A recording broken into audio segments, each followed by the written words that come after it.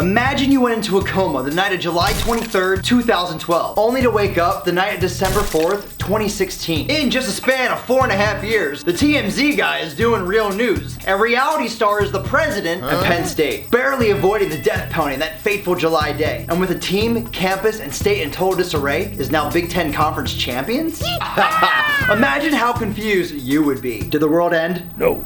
Did the Martians finally take over? Is this an alternative reality? Is your name Doctor Strange? That's right, baby. Bust out that fanny pack. Bust out that Atari. Hell, even bust out that mullet. Because Penn State and Colorado are national powers in college football again. And with all apologies to Ralphie, while Colorado had an amazing year, Penn State is the college football and sports story of the year. Dealt an impossible hand in the summer of 2012, Penn State was looking at 5 years probation, 4 years of bowl bans, a $60 million fine, and only 65 scholarships. They had so many walk-ons, I thought I had a chance to make the team.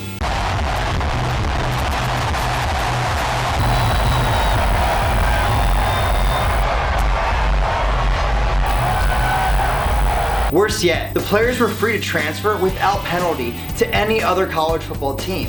I'm gonna choose my word carefully. It's a joke.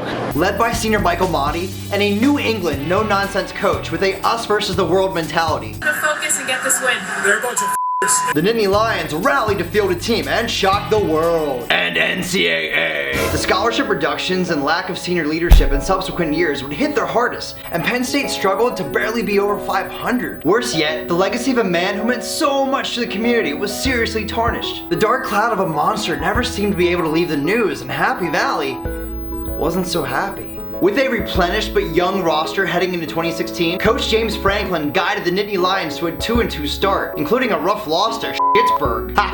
Pittsburgh. And getting beaten like a rented mule 10-49 to Michigan and that coach from The Shining. Here's Johnny. And then this happened. Liable inside of 40. This is from 45 and it's blocked. Lions scoop it up. Brad Haley will score! What do you know? The young kids started believing, pulling together, and putting up offensive numbers that reminded us of Collins, Carter, and Ingram. Hey Emmerich, you mad bro? Even Happy Valley, after several years of incessant squabble and tearing each other down, got back together. And while we're pumped to represent the Big Ten and be in the Rose Bowl after everything we've been through, pardon us if we're a bit salty, but despite our 2 national championships in the modern era, we've seen this movie before. That great 1994 team? Yeah, they were shut out of the national championship because of some, or a lot, of politicking from Nebraska, that legendary offensive line. Steroids. And Coach Tom Osborne looking for his first national championship. And let us not forget Tricky Dick, who in 1969 declared Texas national champions over undefeated Penn State. Penn State, of course, felt that I was a little premature in suggesting this. Glad he knew so much about college football, because he sure didn't know jack shit about the Constitution or how to be president. Hook 'em horns! Hey, now that we got a playoff, at least we'll never have to go through that again. Right, I forgot. We're not in the playoff. You want the raw truth on Penn State and the college football playoff? Hey committee, here's a simple solution to your egghead brain. 8 teams in the playoff. Seriously, why are we even having this discussion? Every major conference gets their champion in, and the highest ranked group of 5 member, they get in too. Remember this. Boise State for the win. They hand it off to Johnson, Boise State! And then we got 2 wild cards for teams like USC and Ohio State. This isn't rocket science. Big 12 Commissioner Bob Bowlesby nailed it on the head. You told us conference championships are important, so we're adding one next year. But Ohio State gets in without winning theirs. Then you tell us to beef up the non-conference schedule. Yet Washington gets in with a murderer's row of Rutgers, Idaho, and Portland State. Woo!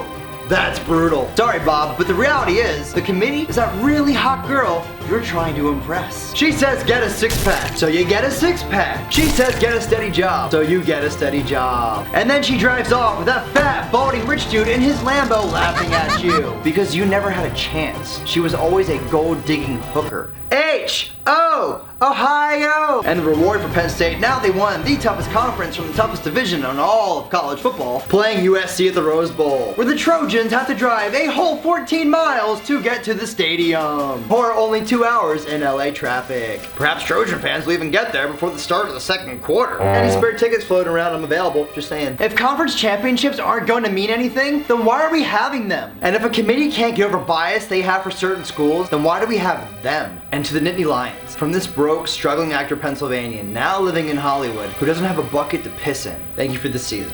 Thank you for never giving up, and thank you for making me feel like I was a little bit closer to being home every time I watched you guys play this year.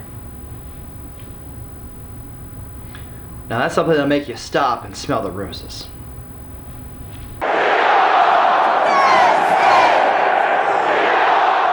Hey Penn Staters, Pennsylvanians, and Ohio State Buckeye fans who now hate me.